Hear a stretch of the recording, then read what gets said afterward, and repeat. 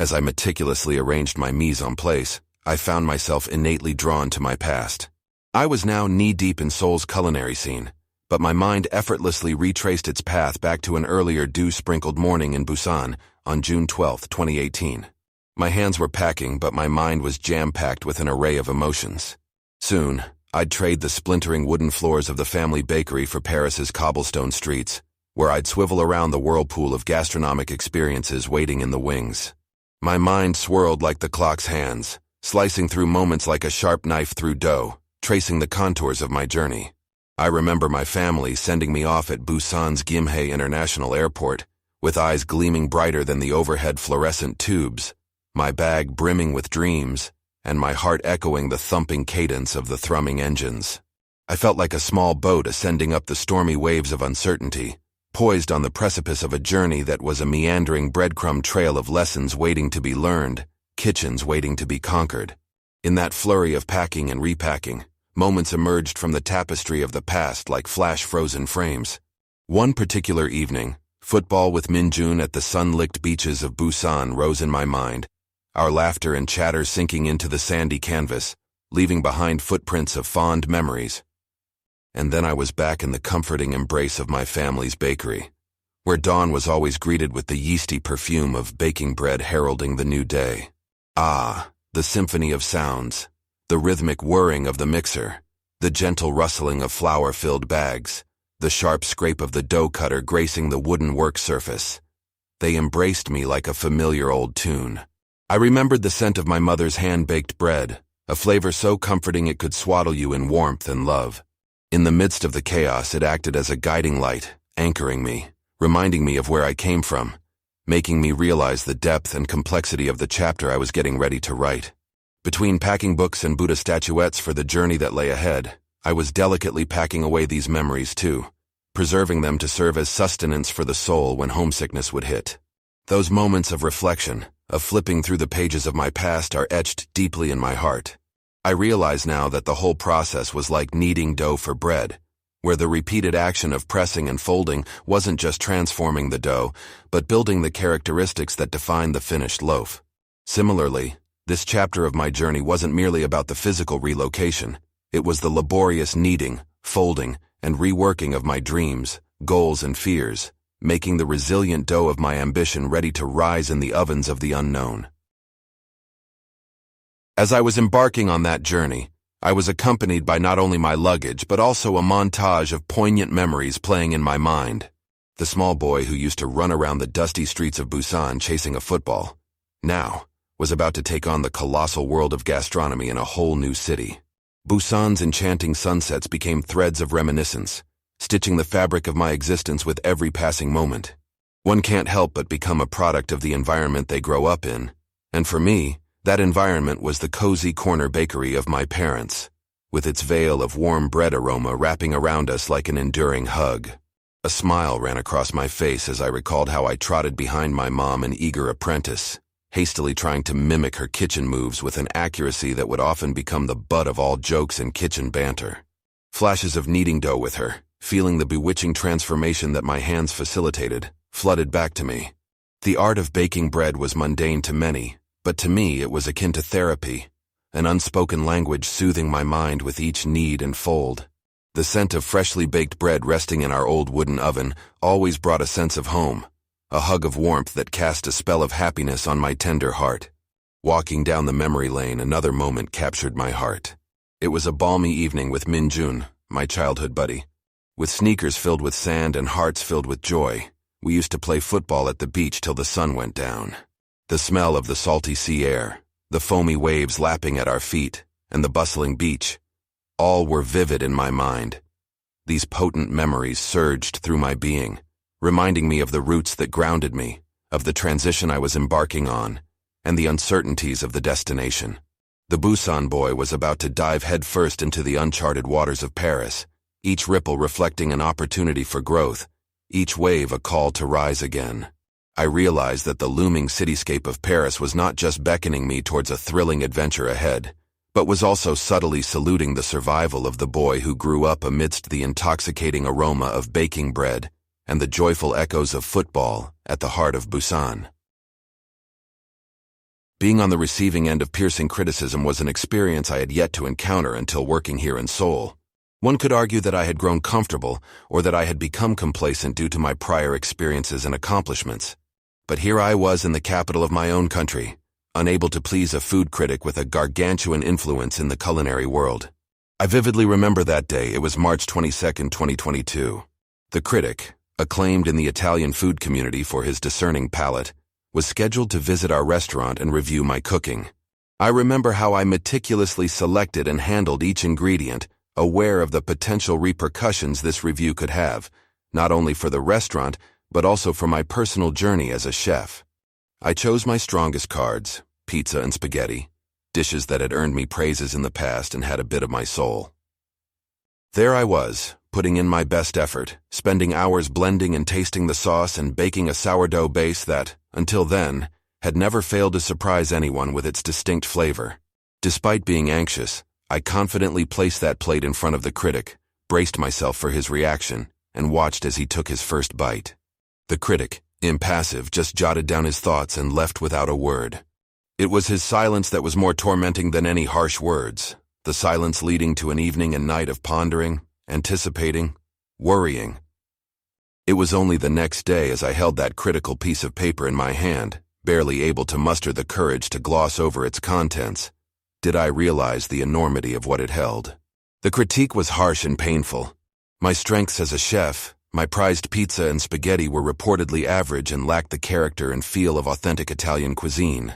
His critique felt as if a perfect soufflé had collapsed, a upshot of cold gust breaching the harmony of a warm kitchen. The initial shock soon turned into reflection. What was I doing wrong? Where had I strayed from the taste of real Italian cuisine? Was my Korean bias affecting my Italian dishes? Questions clouded my mind.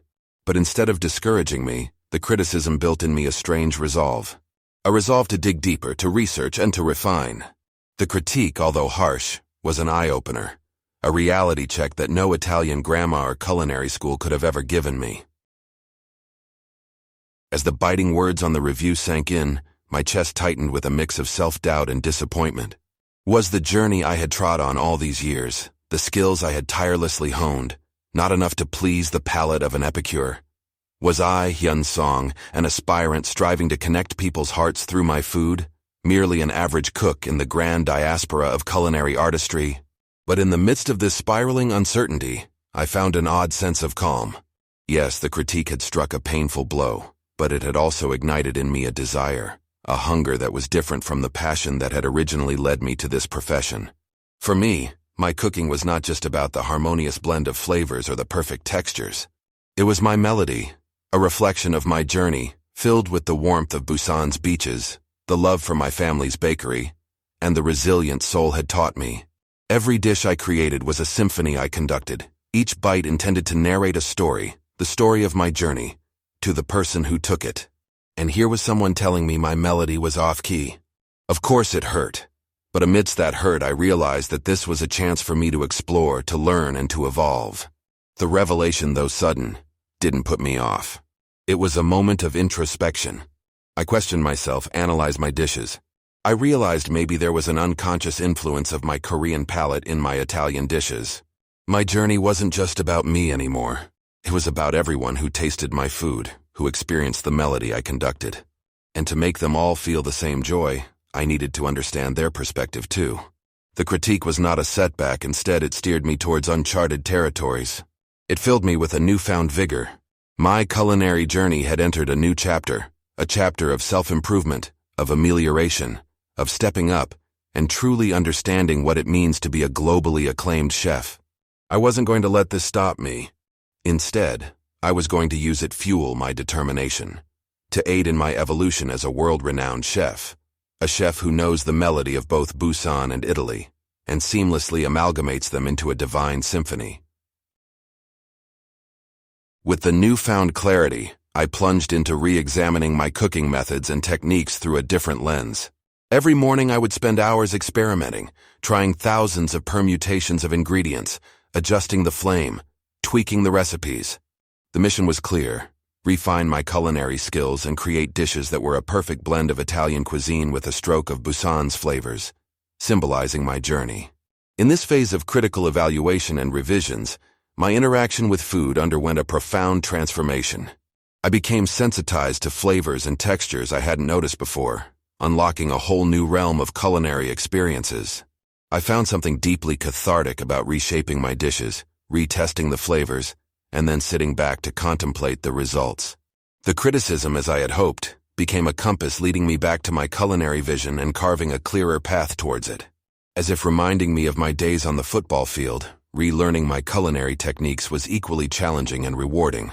I could almost hear my younger self whispering in my ears, coaxing me to rise after each fall. Every change I made, every ingredient I introduced, every recipe I revisited, it was like relearning the rules, regaining my footing, and meandering through a whole new playbook. Yet, just like those fierce football matches, the adrenaline rush, the thrill of exploring the unknown, and the joy of emerging victorious over my own self-doubts, made it an exhilarating journey.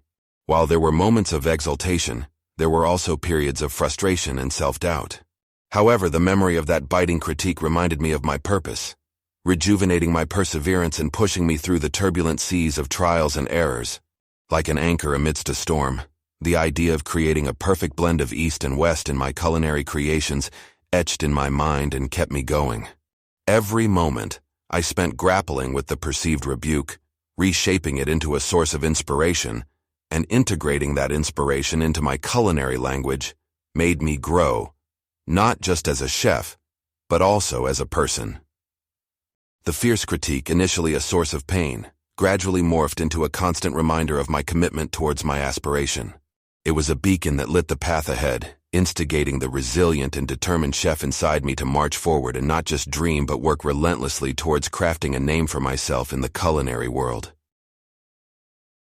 Time passed, and slowly but surely the pieces of my reinvented culinary puzzle began to fall into place. I could sense vibrations of progress in the aroma of freshly baked sourdough, in the gleaming gold of oven-baked spaghetti, and in the comforting warmth of velvety tomato sauce. The rusticity of the ingredients and the purity of flavors evoked immense gratification in me, and the reluctance I had felt in the beginning was now metamorphosing into a ferocious passion. These marvelous revelations were not the only positive outcome. I discovered an unforeseen upshot of the whole ordeal.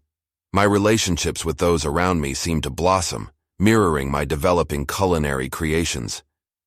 Now, cheerfully divulging my time between the heated rush of the kitchen and the companionship of my co-workers and friends, I started to believe in the mantra, "We rise by lifting others." One evening, gathered together with the bouldering community, I noticed the admiring glances as I unveiled a reimagined version of my lasagna. I held my breath as everyone had the first bite. The affirming nod of appreciation and the room filled with approving murmur was a glorious victory. I felt a rush of fulfillment that was beyond description. Knowing that my creation brought pleasure to others was a sensation that transcended mere self-satisfaction. Honestly, at that moment, I realized that my journey as a chef was not just about perfecting my skills or expanding my flavor directory. It was about bringing happiness to people through my food. Every day was another page in my culinary journal, and every day I scribed my experiences. The restaurant seemed like a canvas waiting to be splashed with my newfound inspiration. Navigated by a compass of determination and curiosity, my foray into the culinary world was akin to a sailor's quest for unknown territories. There was this surge within me, a need to create something new, something inspiring, something that mirrored my journey, my hardships and my triumphs. It was like an orchestra, each dish a musical note contributing to an intricate symphony of flavors. The cacophony of the metro life outside became muted, and a serene harmony resonated within the walls of the restaurant, within me. This voyage into the arena of culinary creation was quickly becoming an enlightening inner journey. Who had thought that an experience that once sent tremors of fear down my spine would cast off its terrifying veil and reveal underneath a bounty of blessings? Each day I was growing closer to that elusive chef inside me, learning the rhythms and evolving into the persona that was always there, beneath layers of fears and doubts. Yes, there was pressure, and yes, I was venturing into uncharted territories. Yet with each passing day, I was loving it. It felt like a rebirth, a rejuvenation of spirit. The very craft that was once the muse of the terror had metamorphosed into an echo of possibility, a testament to my dreams. That dreadful day of criticism left a transformative imprint on my psyche, a reminder engraved in my soul that failure, as painful as it might be, was but a stepping stone towards the journey of self-discovery.